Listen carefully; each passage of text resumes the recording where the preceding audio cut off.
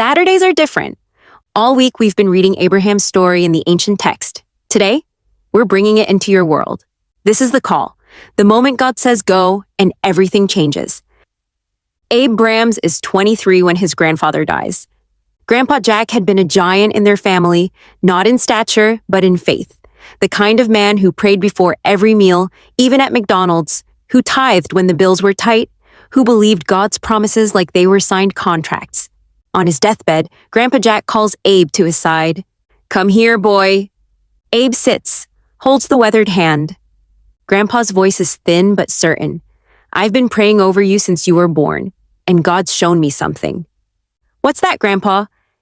"You're going to have many descendants, a legacy that spreads." His grip tightens. "I won't live to see it, but you will. God's going to build something through you. Trust him, even when it doesn't make sense." Abe nods, throat tight. 3 days later, Grandpa Jack is gone. Abe remembers the blessing, holds it like a seed in his pocket, wonders what it means. Many descendants. 17 years later, Abe wakes up at 3 a.m. with a thought that won't leave. Move. Not a voice, not a vision, just a deep, unshakable knowing. He's 40 years old, Lisa's 30. They've been married 8 years, trying for a baby for 6. 6 years of negative tests. Specialists who run out of answers. A pediatrician wife who delivers other people's babies but can't conceive her own. And now this. Move. He doesn't tell Lisa right away. He prays, fasts, asks God for clarity. The knowing doesn't leave. It grows. Finally, over breakfast, he says it. "God wants us to move." Lisa looks up from her coffee. She's exhausted. Another night shift at the hospital. Another day surrounded by children who aren't hers. "Move? Where?" "I don't know yet, but I think God's calling us somewhere." She's quiet, then, "This isn't about the baby, is it?" "No," he says it firmly. "This is about obedience. I don't know what comes next. I don't know why. But I feel it, Lisa. Like Grandpa Jack used to talk about. That kind of knowing." She studies his face, sees something there she hasn't seen in years. Hope. "Okay," she says. They pray. They don't look for opportunities, don't network, don't strategize. They just pray and wait and listen. One morning, Abe wakes up and says, "We are leaving next week." "Where?" "I don't know. We'll know when we get there." Lisa should think he's crazy, but she doesn't, because she feels it too. That knowing. Abe's at his father's law firm, Brams and Morrison, mahogany desk, degrees on the wall, the family name everywhere. "Dad, I need to tell you something." His father looks up from a brief. "What is it?" "Lisa and I are leaving New York." Silence. "Leaving the firm?" "Yes." His father's face hardens. "For what? Another firm? Which one?" "No firm. We're going because God's calling us to." His father stands. "You're what?" "God's calling us to leave. I don't know where yet, but we're going." His father's voice rises. "You're walking away from this? From everything I've built? My father started this firm. I built it into what it is. And I built it for you, for your children, for..." He stops, because there are no children. "You don't even have a son to pass anything to?" His voice breaks. "And you're leaving my legacy, our family legacy, for what? Some religious impulse? Some feeling?" The words land like a punch to the gut. Abe's voice is quiet. "Dad, I know this doesn't make sense." "You're darn right it doesn't." "But Grandpa Jack told me something before he died. He said God would build something through me, that I'd have many descendants." Abe's throat tightens. "I don't have descendants yet. I don't have a business. I don't even know where we're going. But I know God said go, and I'm going." His father's laugh is bitter.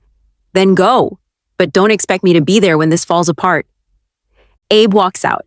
It's the last conversation they'll have for years. Abe's nephew Japhet, 32, sharp, ambitious, hears about the move. "Uncle Abe, if you're starting something new, count me in. I'll come with you." Abe's surprised. "You don't even know where we're going." Japhet grins. "Neither do you, but I trust you." They load 2 cars, Abe and Lisa in one, Japhet in the other. Not much. Clothes, boxes, their savings. "Which way?" Lisa asks. "South," They drive through New Jersey, Pennsylvania, Maryland. Abe prays as he drives. God, we're listening. Where do you want us? They stop for gas in Virginia. Keep going. North Carolina. And then, somewhere south of Charlotte, Abe feels it. Here. He pulls off the highway. Japhet follows into a small town, underdeveloped, growing. New construction everywhere. Here? Lisa asks. Here. Abe scouts the area, sees the potential. The town's booming, new neighborhoods, commercial projects, but no major building supply stores. Just a failing regional chain. He moves because God said here. But the opportunity? That's confirmation. Abe buys into the failing building supply chain, restructures, expands, builder's cornerstone supply. The first year is brutal. Long hours, thin margins. Lisa finds work at a pediatric clinic. Not Mount Sinai, but good work. She sees patients, delivers babies, goes home to an empty house. Japhet starts his own venture, tech consulting. Small at first, but sharp, innovative. By year 3, both businesses are growing. By year 5, they're both thriving. Too thriving. They're competing. Same clients, same markets, same talent pool. One evening, Abe brings it up. Japhet, this isn't working. We're stepping on each other. Japhet nods, frustrated. I know. So here's what we do. Abe spreads a map on the table. You choose your territory, city, suburbs, industry focus, whatever you want, and I'll take what's left. Japhet blinks. You're giving me first choice? Choose. Japhet doesn't hesitate. Charlotte, uptown, corporate clients. That's where the money is. Abe smiles. Then I'll take the outskirts, the underserved areas, build something new. They shake hands, both succeed, both prosper, but Abe still has no child. Abe gets a call, 2 a.m. Uncle Abe, it's Japhet. My company's been hacked. Everything's locked. Client data, financials, they're demanding $5 million. Abe's up, dressed. Where are you? My office, the FBI. I'm on my way. Abe doesn't just bring tech people. He calls in favors, old connections from his father's law firm, lawyers who specialize in cybercrime, investigators who know how to trace digital footprints. They work through the night. By dawn, they've traced the hack to a competitor trying to destroy Japhet's business. Abe doesn't just recover the data. He exposes the operation, gets them arrested, saves Japhet's company. The story goes regional. Abe's reputation soars. More investors, more stores, more success. But still no child. Lisa's 38, Abe's 48. They've tried fertility treatments back in New York. Nothing worked, but maybe here, maybe now. They try IVF. First round, negative. Second round, negative. Third round, Lisa's body starts breaking down. Hormones wreaking havoc.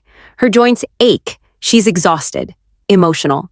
At work, she delivers a healthy baby boy, hands him to his mother, watches the joy on that woman's face, goes home, takes the pregnancy test from the third IVF round. Negative.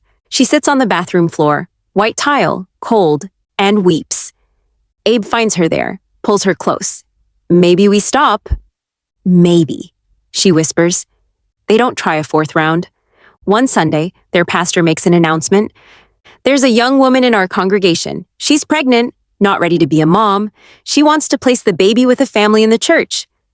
Abe and Lisa look at each other. 11 years after the move, they bring Eli home from the hospital.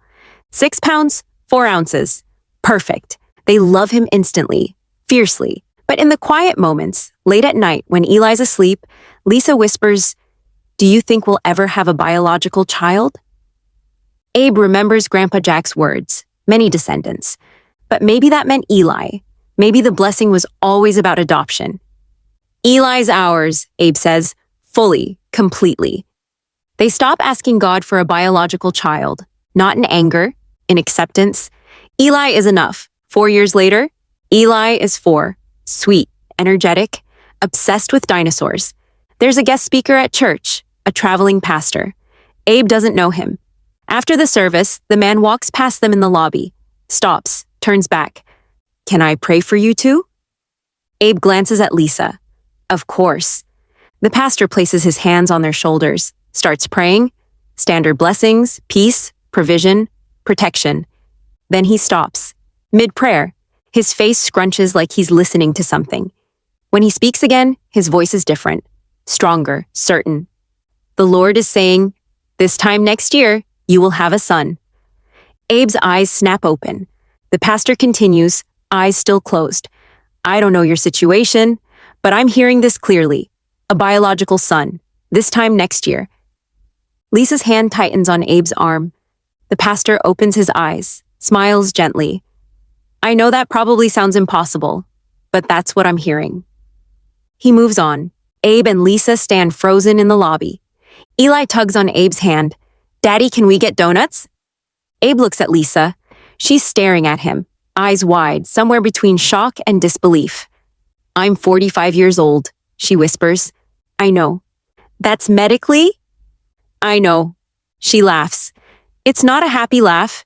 It's the kind of laugh you make when reality bends. "Did that just happen?" "Yeah." They drive home in silence. At first they don't talk about it. Then they can't stop talking about it. What if it's real? What if it's not? What if we get our hopes up and... What if we don't have enough faith? 3 months later, Lisa's late. She doesn't think much of it. She's 45, perimenopause. Her cycle's been irregular. But then she's nauseous, exhausted, emotional.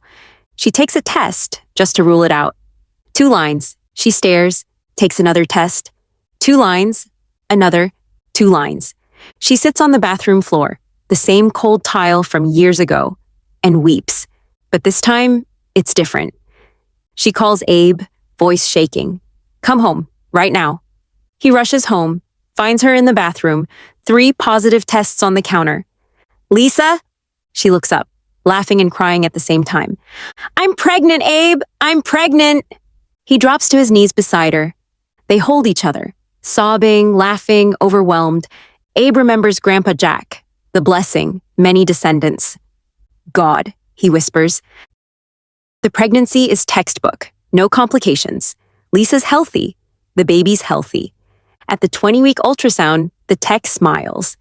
Everything looks perfect, strong heartbeat, healthy. Lisa exhales. 1 baby, 1 miracle. That's enough. This time next year. The pastor was right. It's a Tuesday morning in April. Lisa's water breaks. Abe drives, hands gripping the wheel, praying. They arrive at the hospital. Lisa's taken to labor and delivery. Eli's with Lisa's mom. Japheth's pacing in the waiting room. Hours pass. And then, a cry. Strong, healthy, alive. The nurse appears. It's a boy. He's perfect. Abe's hands shake as they hand him his son. Tiny, warm, breathing. He looks at Lisa, exhausted, radiant, tears streaming. "We did it," she whispers. Abe looks down at the baby in his arms, thinks of Grandpa Jack, the blessing, the 15-year wait, the impossible promise. Many descendants. "Thank you," Abe whispers. Not to the doctors, not to fate, to God. That's part 1 of Abe and Lisa's story. When the miracle child is finally here and God says, "Now give him to me." To be continued. See you tomorrow for part 2, the test.